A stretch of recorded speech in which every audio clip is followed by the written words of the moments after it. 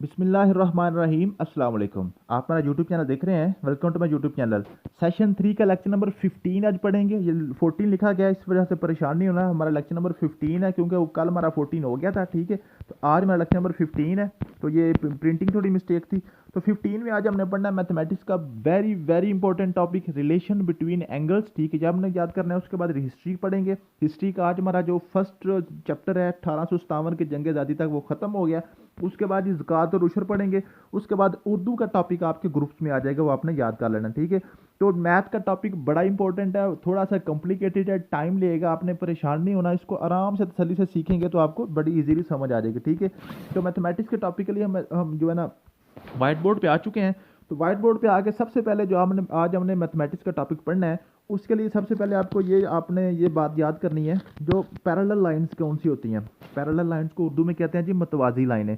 ऐसी लाइन जो आपस में कभी भी मीट नहीं करती, उनको जितना मर्जी इधर को बढ़ाते जाएं। आपको पता ना, तीर का मतलब होता है आगे अभी ये जा रही है, रुकी नहीं है। इनको जितना मर्जी आपस में बढ़ाते जाएं, आपस में कभी भी जो है ना कट नहीं करती, आपस में मिलती नहीं है, एक दूसरे को क्रॉस नहीं करते, एक दूसरे से टक्कर नहीं इनकी होती। ठीक है, ये आपकी होती है जी पैरेलल लाइन। और दो लाइनें ऐसी जो जिनको थोड़ा सा बढ़ाएं, जो आपस में मीट कर जाती हैं, क्रॉस कर जाती हैं। ठीक है, जो देखें इसको थोड़ा सा आगे लेके जाए ना, तो यहाँ पे आके इसने क्या किया, एक दूसरे को कट कर दिया। ऐसी लाइनें जो एक दूसरे को क्रॉस कर जाती हैं, कट कर जाती हैं, इंटरसेक्ट कर जाती हैं, उसको हम क्या कहते हैं जी, नॉन पैरेलल लाइंस। ठीक है, तो आज हमने पढ़ना है जी पैरेलल लाइंस के हवाले से। उसके बाद हमने क्या पढ़ना है जी, उसके बाद हमने पढ़ना है जी, ये दो आपके पैरेलल लाइंस हैं। इन दो लाइंस को जो कट करती है एक लाइन जो दोनों को कट कर देती है, उसको हम कहते हैं ट्रांसवर्सल। उसको हम क्या कहते हैं जी, ट्रांसवर्सल। ठीक है, ये ट्रांसवर्सल लाइन है हमारी। ठीक है, अब ये पैरेलल लाइन जो ट्रांसवर्सल लाइंस की वजह से आपके पास कितने एंगल्स बनते हैं, इन एंगल्स में आपस में ताल्लुक क्या है, बड़ा इंपॉर्टेंट टॉपिक है, वेरी वेरी इंपॉर्टेंट टॉपिक। आपने इसको आराम से आज थोड़ा सा ना हाजिर दिमाग के साथ इसको आपने समझ लेना है। ठीक है, तो ये आपके पास दो आपकी आगे जी, ये आपकी पैरेलल लाइंस हैं, इसके ऊपर आपने एक ट्रांसवर्सल लाइन आ गई। ठीक है, इस ट्रांसवर्सल लाइन की वजह से देखें कितने एंगल्स बन रहे हैं। एंगल कल मैंने आपको बताया था, एंगल कहते हैं कॉर्नर को। दो रेस जो कॉमन पॉइंट से निकलती हैं वो हमारा एंगल बनाती हैं। इसमें देखें एक ये कॉर्नर बन रहा है, एक ये कॉर्नर बन रहा है, एक ये कॉर्नर बन रहा है और एक ये कॉर्नर बन रहा है। इसका नाम रख लें 1, इसका नाम 2, इसका नाम 3, इसका नाम 4 रख लें। ठीक है, इसी तरह ये नीचे वाली लाइन के साथ भी 1, 2, 3 और 4। ठीक है जी, समझ आ गई है। इसका नाम रख लें 5, इसका नाम 6, इसका नाम 7, इसका नाम 8। ठीक है जी, तो ये आपकी दो पैरेलल लाइंस को जब एक ट्रांसवर्सल लाइन कट करती है तो आपके टोटल एंगल्स बन गए 8। टोटल एंगल्स बन गए 8। अब इन 8 एंगल्स का आपस में क्या ताल्लुक है, वही आज हमने पढ़ना है। वेरी वेरी इंपॉर्टेंट टॉपिक, मैं बार बार आपको बता रहा हूँ। अब जिसमें ताल्लुक सबसे पहले देख लें। सबसे पहला ताल्लुक जो है ना, आपके जो आमने सामने एंगल्स होते हैं ना, एक दूसरे के मुकाबले में खड़े होते हैं, एक दूसरे के ऑपोजिट खड़े होते हैं। ठीक है, इसको कहते हैं वर्टिकल ऑपोजिट एंगल। ये आपस में बराबर होते हैं, यानी कि एंगल 1 किसके बराबर है, एंगल 3 के। एंगल 2 किसके बराबर है, एंगल 4 के। ये देखिए एक दूसरे के सामने आ रहे हैं ना, ये एक दूसरे के मुकाबले में आ रहे हैं ना, मुकाबला बराबर का ही होता है ना जी। तो एंगल 5 किसके बराबर है, एंगल 5 किसके बराबर है, एंगल 7 के।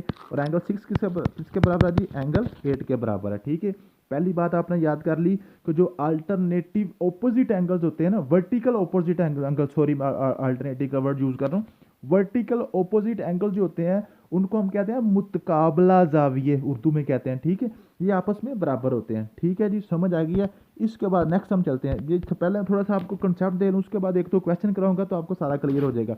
उसके बाद देखें जी, ये आपके पास दो आपकी पैरेलल लाइंस हैं, इसके ऊपर एक ट्रांसवर्सल इनको कट कर दिया। ठीक है, ये आपके एंगल्स बन गए। ठीक है, इसको मैं फटाफट ऐसे कर देता हूँ। इसके 1 है, 2 है, 3 है, ये 4 है, ये 5 है, ये 6 है, ये 7 है और 8 है। ठीक है, अब इसके बाद नेक्स्ट टाइप होती है एंगल की, यहाँ पे वो आप उसको जी हम कहते हैं कोरस्पॉन्डिंग एंगल्स। कोरस्पॉन्डिंग क्या होती है, उसको हम कहते हैं जो है ना मुतनाजरा जाविया, उर्दू में कहते हैं। मुतनाजरा कहते हैं जो एक जैसे नजर आते हैं, जो एक जैसे नजर आते हैं। कैसे जी, आप देखें फॉर एग्जाम्पल, आप समझें कि नीचे वाली लाइन है ही नहीं। फॉर एग्जाम्पल मैं थोड़ा सा इसको ना दोबारा बना के देता हूँ। आप समझें कि ये सिर्फ आपके पास एक ही लाइन है और ये आपके पास ट्रांसवर्सल आई है। ठीक है, अब देखें इस ट्रांसवर्सल ने एक लाइन को कट करने भी इसके 4 एंगल्स बना दिए। ठीक है, 2 इसके लाइन के ऊपर बने हैं, 2 इसके नीचे बने हैं, 2 यानी कि अप बने हैं, 2 आपके लोअर हिस्से में बने हैं। ठीक है, अब ऊपर वाला जो ना एक राइट साइड पे बना है, ये ट्रांसवर्सल के राइट साइड लेफ्ट साइड है, ये ट्रांसवर्सल, ठीक है, ये ट्रांसवर्सल की लेफ्ट साइड पे बना है और ये ट्रांसवर्सल की राइट साइड पे बना है। ये नीचे वाला भी एक राइट साइड पे बना है और एक लेफ्ट साइड पे बना है हमने, ठीक है जी। इनके नाम रख दिए UL, UR, LR and LL। कैसे जी? ये up left, up right, lower left, lower right, lower left, ठीक है। ये सिर्फ आपको समझाने के लिए है, बाकी ये जरूरी नहीं है UR, UL, LL आप रखें नाम, कोई भी सिर्फ आपने याद करना है। ऊपर वाला दायां, ऊपर वाला बायां, नीचे वाला दायां, नीचे वाला बायां। इसी तरह आप देखें ना, ये नीचे वाली एक लाइन थी, ठीक है, इसको भी ट्रांसवर्सल ने कट किया था। इसके भी ये ऊपर एक बना था बाईं तरफ, ऊपर एक बना था आपका राइट साइड पे, ये नीचे एक बना था आपका जी राइट साइड पे और नीचे एक बना था लेफ्ट साइड पे, ठीक है। ऊपर वाली के साथ भी 4 एंगल बन गए, नीचे वाले भी साथ 4 एंगल बन गए। ये जो चारों एंगल्स एक दूसरे का एक जैसा नाम आ रहा है ना, इसको हम कहते हैं कोरस्पॉन्डिंग एंगल। कैसे? ये ऊपर वाला लेफ्ट, ये भी ऊपर वाला लेफ्ट, ये नीचे वाली लाइन का ये है ना ऊपर वाला लेफ्ट, ठीक है। इसी तरह ये ऊपर वाला राइट, ये ऊपर वाला राइट, ठीक है। ये ऊपर वाला लेफ्ट, ये नीचे वाला लेफ्ट राइट, ये नीचे वाला राइट, ये नीचे वाला लेफ्ट, ये नीचे वाला लेफ्ट, ठीक है। ये जो एक जैसे नाम जिनके बन रहे हैं ना, ये इसको क्या कहते हैं? कोरस्पॉन्डिंग एंगल्स, मुतनाजरा जाविये, ये भी आपस में बराबर होते हैं, ये भी आपस में बराबर होते हैं। कैसे जी? आपको मैं थोड़ा सा इसको क्लियर करके दिखा दूं, ठीक है जी। आपको जो देखें जी, ये आपकी ट्रांसवर्सल थी, ठीक है। ये आपका एंगल 1 था, ये 2 था, ये 3 था, ये 4 नाम रखते हैं, 1 2 3 4, इसका नाम रखते हैं जी 5, इसका नाम 6, इसका नाम 7, इसका नाम 8, ठीक है। तो ये जो और ये ऊपर वाली लाइन का देखें, ऊपर वाली लाइन का अप लेफ्ट कौन सा है? 1 है। इसका अप लेफ्ट कौन सा? 5 है। 1 और 5 आपस में बराबर है, 1 और 5 आपस में बराबर है। ये कौन से है? कोरस्पॉन्डिंग एंगल्स हैं, ठीक है। आपको इस तरह भी पूछ सकता है कि 1 का कोरस्पॉन्डिंग एंगल कौन सा है? वो 5 है। अब देखें, ऊपर वाली लाइन का ऊपर वाला राइट कौन सा है? ऊपर वाला दायां, ये तो नीचे वाले के ऊपर वाला दाएं का 6 है, तो एंगल 2 और एंगल 6 आपस में बराबर है। इसी तरह 7 और 7 जो 3 और 7 बराबर है, 4 और 8 आपस में बराबर है। इसको हम कहते हैं कोरस्पॉन्डिंग एंगल्स। ये आपने हमेशा याद कर लेना है, ठीक है जी। उसके बाद नेक्स्ट क्या जी? नेक्स्ट हमने आज जो पढ़ना है, चौथी टाइप के एंगल जो पढ़ने हैं वो है जी आपके, ये फॉर एग्जाम्पल आपका ये ना, ये ट्रांसवर्सल है। ट्रांसवर्सल आपने देखना जी, अंदर अंदर एंगल कौन से बन रहे हैं? ये दोनों लाइंस के अंदर अंदर, इंटरनल, बाहर वाले नहीं आपने देखने, अंदर अंदर एंगल कौन से बन रहे हैं। अंदर अंदर एंगल जो है ना आपके, ये 3 था, ये 4 था, ये आपका 5 था, ये 6 था, ये चारों एंगल्स अंदर बन रहे हैं। इनको हम कहते हैं इंटरनल एंगल्स। इनको हम क्या कहते हैं? Internal angles. इंटरनल एंगल्स में से जो एक दूसरे के मुखालिफ साइड पे होते हैं, ये भी आपस में बराबर होते हैं। Angle 4 is equal to angle 6, इसको हम कहते हैं अल्टरनेटिव एंगल्स। इनको हम क्या कहते हैं जी? Alternative angle. इस तरफ 3 और 5 आपस में बराबर है, इसको कहते हैं इंटरनल अल्टरनेटिव एंगल। एंगल 3 और एंगल 5 भी आपस में बराबर है। इंटरनल अल्टरनेटिव एंगल्स भी आपस में बराबर होते हैं। और चौथी टाइप आपने क्या पढ़नी है? वो जस्ट ये है कि जो इंटरनल एंगल एक ही साइड पे होते हैं ना, जो इंटरनल एंगल्स एक ही साइड पे होते हैं, वो आपस में सप्लीमेंट्री होते हैं। वो आपस में सप्लीमेंट्री होते हैं, बराबर नहीं होते। वो सप्ली यानी कि दोनों को, एंगल 4 और एंगल 5 को आप जमा करें तो आंसर क्या आएगा? 180। आपको मैंने कल पढ़ाया था सप्लीमेंट्री एंगल्स क्या होते हैं, कॉम्प्लीमेंट्री एंगल्स क्या होते हैं। इस तरह 3 और 6 को जब आप ऐड करेंगे तो एंगल आपका आंसर क्या बनेगा? 180 बनेगा, ठीक है जी। समझ आ गई है। अब थोड़ा सा एक तो मैं क्वेश्चन आपको कराता हूँ कि किस तरह से वो आपको क्वेश्चन कर सकते हैं।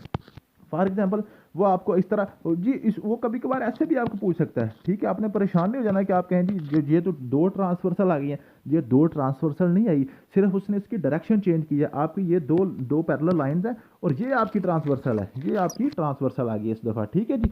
समझ आ गई है। तो आप थोड़ा सा मैं आपको समझा देता हूँ कि फॉर एग्जाम्पल ये आपके पास वो क्वेश्चन दे देगा और ये आपको एक ट्रांसवर्सल उसको मैं खींच के दे देगा। तो आपको बताएगा कि इसमें देखें जी एंगल 1 और एंगल ये फॉर एग्जाम्पल दे देता है आपके पास एंगल 6 है। एंगल 1 और 6 का आपस में क्या ताल्लुक है? तो आप क्या करेंगे? ये आपस में कोरस्पॉन्डिंग एंगल्स हैं, ठीक है।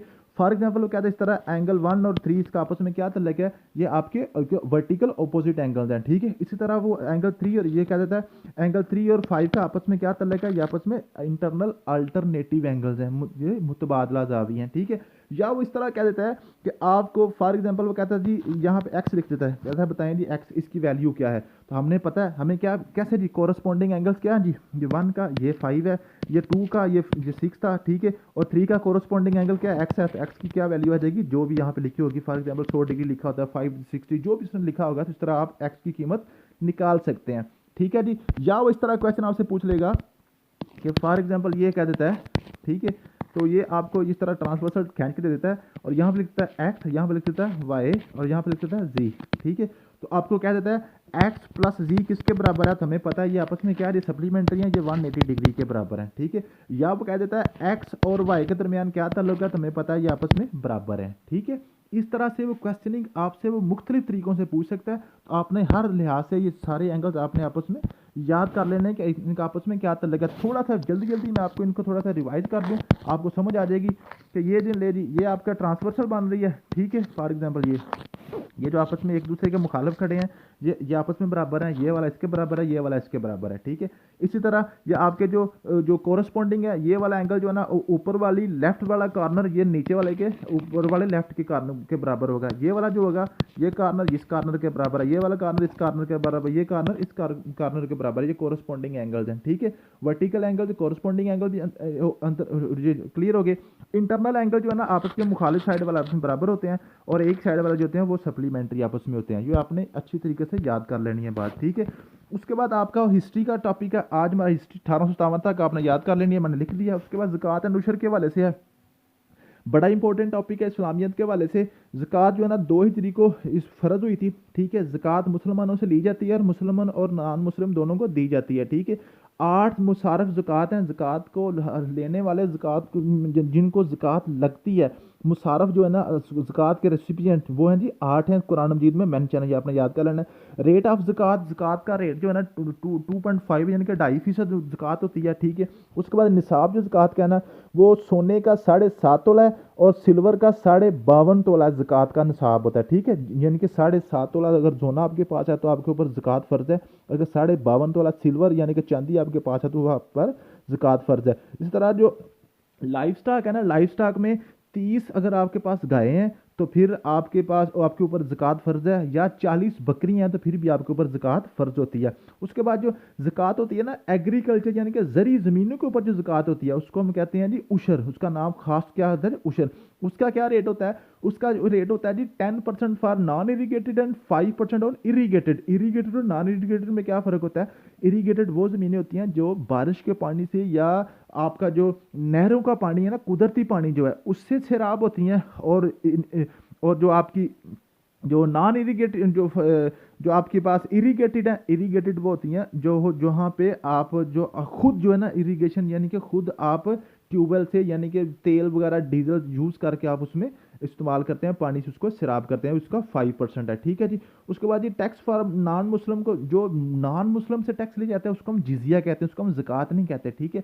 इसी तरह जो लैंड के ऊपर जो जैसे मुसलमानों की ज़मीन के ऊपर टैक्स जो होता है उसको हम उशर कहते हैं ना, इसी तरह नॉन मुस्लिम की ज़मीन के ऊपर जो टैक्स होता है उसको हम क्या कहते हैं जी खराज कहते हैं, उसको हम खराज कहते हैं। ये बड़ा इंपॉर्टेंट टॉपिक है, आपने इसको अच्छी तरीके से याद कर लेना है। मुसलमानों के ऊपर ज़कात होती है और नॉन मुस्लिम के ऊपर क्या होता है जी जिजिया होता है। मुसलमानों की ज़मीनों के ऊपर उशर होता है और नॉन मुस्लिम की ज़मीनों के ऊपर खराज होता है। और जो उशर के हवाले से है ना, उशर के हवाले से अब अक्सर वो पूछ लेता है कि जो जो आपके पास नॉन इरीगेटेड है उस पे ऊपर वो लिखा होता है 10वां हिस्सा, 20वां हिस्सा, 40वां हिस्सा, 50वां हिस्सा, तो 10% 10वें हिस्से के बराबर होता है और 5% 20वें हिस्से के बराबर होता है। ये आपने हमेशा याद करना। हिस्सा कहते हैं तकसीम को, हिस्सा किसे कहते हैं जी तकसीम को।